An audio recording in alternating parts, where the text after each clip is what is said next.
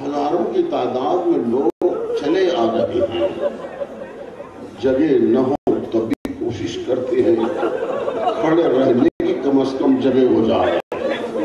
کیا بات ہے کہ سب کہتے ہیں ہم کو مہندی میں جانا ہے،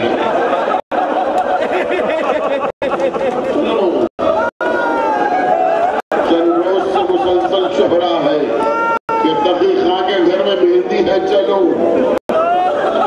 مہندی کے لیے آئے ہیں نا، اور یہ کون سا طریقہ ہے؟ مہندی کے لیے آئے ہیں اور سب کالے کپڑے پہن کر آئے، رنگین کپڑوں میں تو کوئی آتا ہے لیکن ہائے بربادی کی نشانی۔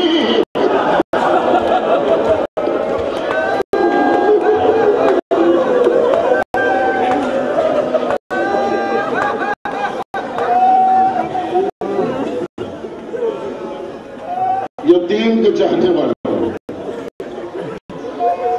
ایک بات عرض کر دوں،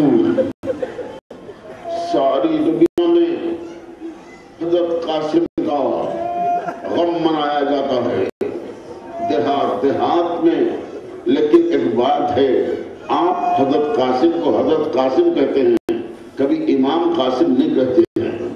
دیہاتوں میں ہر جگہ کچھ کتابوں میں بھی آئی، کل کتاب دیکھ رہا تھا اس میں بات ہے امام قاسم، یعنی اس بچے نے، شہزادے نے وہ کارنامہ انجام دیا کہ لوگ امام کہنے لگے ہیں کہ وہ یتیم بچہ ہے، جو بہادر بچہ ہے، اور یہ شہزادہ بڑا بہادر شہزادہ تھا، بہت بہادر شہزادہ تھا۔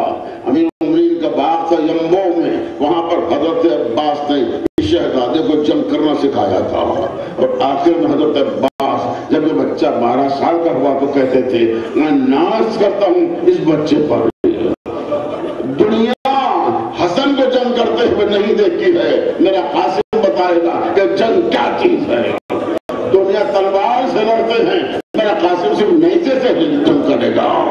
اور پھر اس طرح تیار کیا تھا کہ دوڑتے ہوئے گھوڑے پر، بے قابو گھوڑے کو دوڑتے ہوئے قابو میں لے آیا کرتے تھے۔ صرف اب 13-14 برس کے درمیان تھا۔ بابا کا جب انتقال ہوا تو شہزادے کا صرف 4 برس کا تھا۔ جب خدا حافظ کہا ایک بازو پر تعویذ بھی باندھی تھی. یہ بچہ اپنی ماں کے ساتھ مدینے میں اپنے چچا کے سائے میں زندگی بسر کر رہا تھا اور پھر اپنے چچا کے ساتھ یہ بچہ کربلا میں آیا. ایک بچہ آنے کے بعد اپنی ماں کے ساتھ خیمے میں رہا کرتا تھا. شب عاشور آ گئی اور شب عاشور آئی تو ایک روایت مجھے ایسی ملی کہ سب لوگوں کو امام حسین نے جمع کیا لیکن اس بچے کو اپنے زانوں پر بٹھایا. حسین اس بچے کو بہت چاہتے تھے, بہت چاہتے تھے. کوئی چیز دینا ہوتا تو پہلے اس بچے کو دیتے, بعد میں اپنے بیٹے علی اکبر کو دیتے تھے. کہ یتیم بچہ خیال ہو کہ میرا بابا نہیں ہے. اور کون کون شہید ہو کے بتایا. ایک بچہ کھڑا ہو گیا کہ چچا جان کیا میں شہید نہیں ہوگا. اب کہہ سکتے تھے حسین جہاں تم شہید ہو گئے بیٹا, لیکن دنیا آج تک ہمارے پاس جو بات پہنچانا تھا. کہا بیٹا یہ بتاؤ موت کو تم کیا سمجھتے ہو. فوراً جواب دیا یا عم احلى من العسل, شہد سے زیادہ شیریں ہیں موت میرے لیے. اچھا بیٹا تم بھی شہید ہو گئے بلکہ علی اصغر بھی شہید ہوگا. اب آپ دیکھیے کہ غیرت دیکھیے, ہاشمی غیرت دیکھیے. جیسے ہی کہا کہ علی اصغر بھی شہید ہوگا, بچہ کھڑے ہو کہتا چچا جان کیا اجقیاء خیمے میں آ جائیں گے.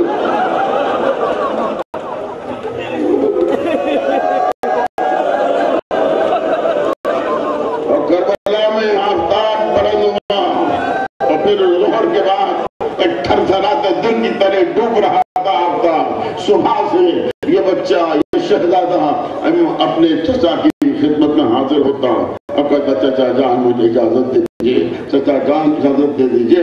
ایک روایت یہ بھی ملی کہ اس بچے نے اپنے چچا کے قدم پر سر رکھ کے کہا میرے چچا مجھے اجازت دے دیجیے, مجھے دادی کو اپنا منہ بتانا ہے, میرے بابا کو بتانا ہے, وہ اجازت دے دیجیے. حسین خاموش ہے, خاموش ہے.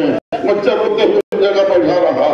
خودے میں جناب وہ میں فرما اس بچے کی والدہ گرامی نے کہا تعویذ اس بچے کے بازو پر باندھی گئی تھی, اس سے بڑھ کے مصیبت کا دین کون ہے. فضا اگر بچے کو بلا لا. ایک بار تو بچہ آیا پوچھا قاسم تمہارے بابا نے آخری بار کی تعظیم ایک تعویذ باندھی تھی وہ کہاں ہے. کہا ہے اماں کہ نکالو بیٹے, اس سے بڑھ کے مصیبت میں کیا ہوتا سکتا ہے.